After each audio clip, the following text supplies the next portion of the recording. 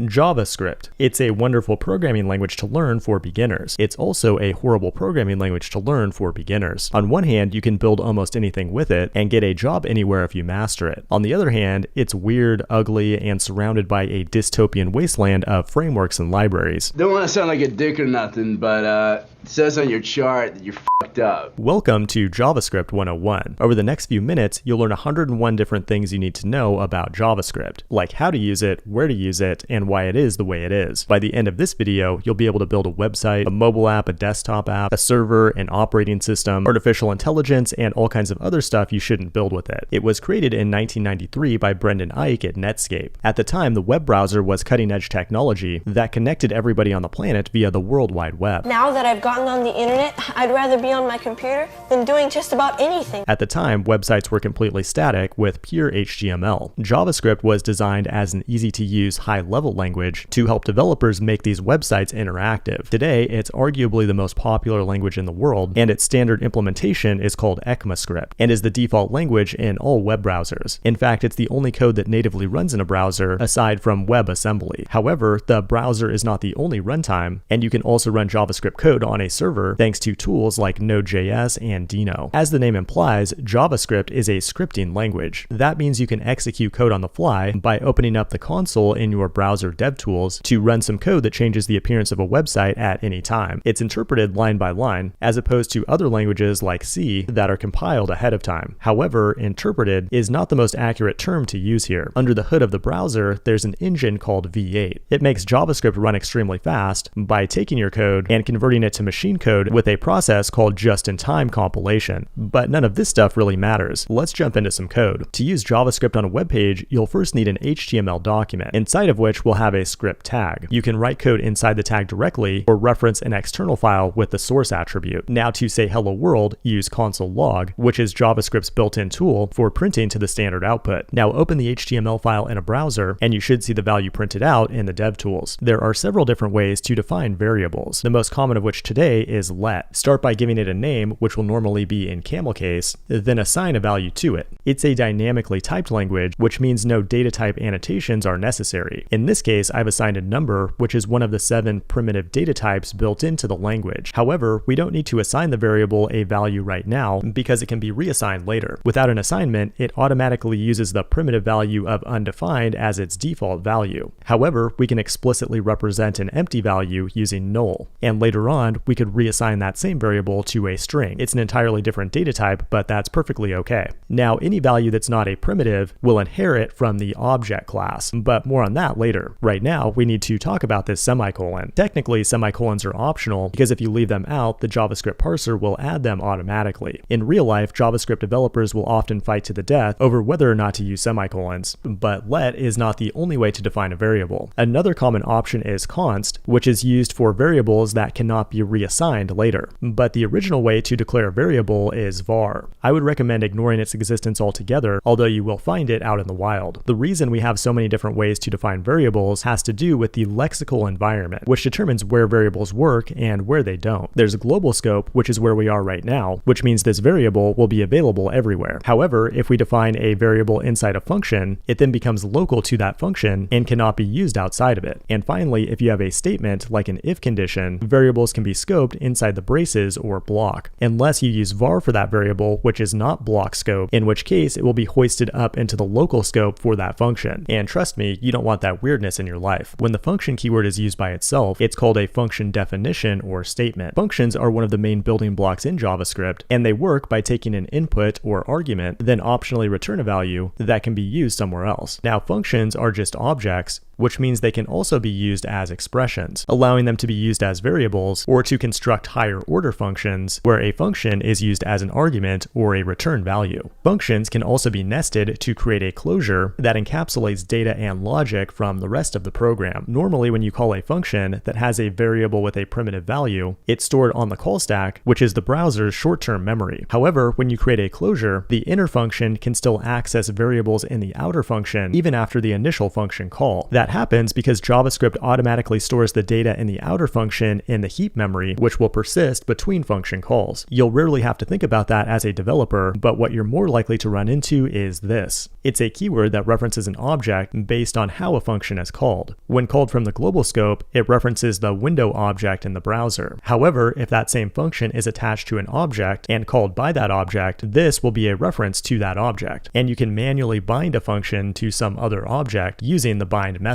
This can be rather confusing, but modern JavaScript has another way to define functions using the arrow syntax. Arrow functions don't have their own this value, and they're always anonymous, which makes them ideal for function expressions. Now, one last thing you need to know about functions is that when passing arguments, a primitive, like a number, is passed by value, which means a copy is created of the original variable. However, if the argument is an object, that means it's stored in the heap and it's passed by reference. That means multiple parts of the code might be mutating the same object. Speaking of which, let's talk about objects. The easiest way to define one is with the object literal syntax using braces, but there's also an object type that can be created with a constructor using the new keyword. An object contains a collection of key value pairs or properties and values. What's interesting is that objects can inherit properties from each other thanks to a mechanism called the prototype chain. Every object has a private property that links to exactly one prototype. This differs from class-based inheritance found in many other languages because we're dealing with real objects that take up memory as opposed to abstract classes in your code. Now, what's confusing is JavaScript supports object-oriented programming with a class keyword. However, classes are just syntactic sugar for prototypal inheritance and objects. A class can define a constructor, which is a function that's called when the object is first created. It can also have properties and optionally create getters and setters to access them. And it more easily encapsulates functions by organizing them as methods on an object instance or making them global to the class name with the static keyword. In addition to objects, JavaScript has a bunch of built-in data structures, like an array for holding a dynamic collection of indexed items, or a set to hold a collection of unique items, or map, which also holds a key value pair like an object, but can be more easily looped over, along with a variety of other features. Now, what you should also know at this point is that JavaScript is garbage collected. That means it will automatically deallocate objects from memory when they're no longer referenced in your code. However, when you have a map, all the properties will always be referenced. If that's not optimal, there's a weak map and weak set that contain properties that can be garbage collected to reduce memory usage. Now that we have a basic idea of what JavaScript looks like, let's talk about one of its most interesting features, which is its non-blocking event loop. Normally, when you write code in a script, it's executed synchronously line by line, which means the next line can't start until the previous line finishes. With an event loop, we can write asynchronous code in JavaScript that runs in a separate thread pool while the rest of the application continues to execute. This is really important because modern websites often have multiple things going on at the same time, but they only have access to a single thread for computing called the main thread. Without asynchronous code, it would be impossible to multitask. An easy way to demonstrate this is with setTimeout, which takes a function as an argument, but won't actually call that function until X number of milliseconds have elapsed. This is called a callback function because it gets enqueued in the event loop, only to be called back later when it's ready to execute on the main thread. Callback functions are very common, but when they're overused and become too deeply nested, it leads to a situation called callback hell. Luckily, there are better ways to write async code, like a promise. A promise is a wrapper for a value that's unknown right now, but that will resolve to a value in the future, like maybe a call to a third-party API that resolves to some data. If something goes wrong, the promise can reject to raise an error. Now, the consumer of the promise can use methods like then and catch to handle these two possible outcomes. Or better yet, you can define an async function that will automatically return a promise. Then in the body of the function, we can pause its execution using the await keyword to wait for other promises to resolve. And this results in nice readable code. However, in order to implement error handling, you'll want to wrap this code in a try-catch block. Now, as your code grows in complexity, it won't all fit in a single file. Luckily, we can use modules to share code between files. By default, all the code in a file or module is private to that file. However, if there's some code we want to use elsewhere, like a function, we can make it a default export. This allows us to go into a different file and use an import statement to use the function there as well. It's also possible to export multiple values from a single file and then import them by name in the other file. But often what you'll do in JavaScript land is use code written by an entirely different developer. The largest JavaScript package manager is NPM. When you install a package from NPM, it downloads its code into the node modules folder in your project. It also provides a package JSON file that will list out all the dependencies used in your project. Now let's go into the code and assume we're building a website. On the web, the code will run in the browser, which is based on the document object model, where the UI is represented as a tree of HTML elements or nodes. The browser provides APIs to interact with these nodes, with the most important object being the document. The document allows us to grab an individual HTML element using a method called querySelector. It takes a CSS selector as an argument and will find the HTML element that has the same class name, ID, or tag name. It returns an instance of the element class, which itself has a variety of properties and methods to get information about it or change its behavior. In addition, we can grab multiple elements at the same time using querySelector all. Most importantly, we can listen to events that happen to it, like when a button is clicked. With addEventListener, we can assign a function that will be called whenever that event takes place. Much of web development revolves around listening to events and updating the UI accordingly. However, one thing that many developers dislike about vanilla JavaScript is that it results in imperative code, where the UI is mutated directly. Many developers now use front-end frameworks that produce declarative code, where the UI is a function of its input data. These libraries encapsulate JavaScript, HTML, and CSS into components, which are then used together to form a component tree to represent the UI. Most importantly, inside a component, data is reactive. It can be bound from the JavaScript directly to the HTML. That means anytime data changes, the UI will be updated automatically. Now, after you build a complete JavaScript app, you'll need to take all of your JavaScript files and combine them into a single bundle that can be used by the browser. To handle this process efficiently, you'll need a tool called a module bundler, like Vite or Webpack. One problem though is that sometimes this JavaScript file can get too big, which affects the page load performance, and this can be measured by the network waterfall in your browser DevTools. Luckily, it's possible to split this JavaScript bundle into multiple files, then use dynamic imports in your code to only import that JavaScript when it becomes needed. Now, JavaScript doesn't just run in the browser, but also on the server. Node.js is the most popular runtime, and you can execute JavaScript code at any time using the node command. This opens the door to frameworks like Electron, which combine Node.js with a browser to create full-stack desktop apps with JavaScript, or iOS and Android apps with React Native. At this point, you've got 99 problems, and JavaScript is every single one of them. If you want to make life easier, use a tool like TypeScript or ESLint that does static analysis to improve your code quality. Congratulations for reaching the end of JavaScript 101. If you want to go beyond this video, I just released a brand new JavaScript course on Fireship.io. This video is the introduction to that course, which is followed by a deeper dive into these concepts. Then we work on some hands-on projects with a bunch of quizzes along the way. Thanks for watching, and I will see you in the next one.